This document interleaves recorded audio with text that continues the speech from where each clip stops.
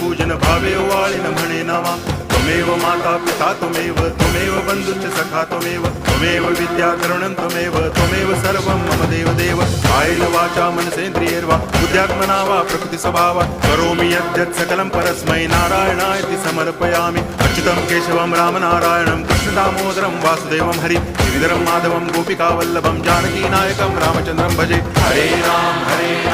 Ram Ram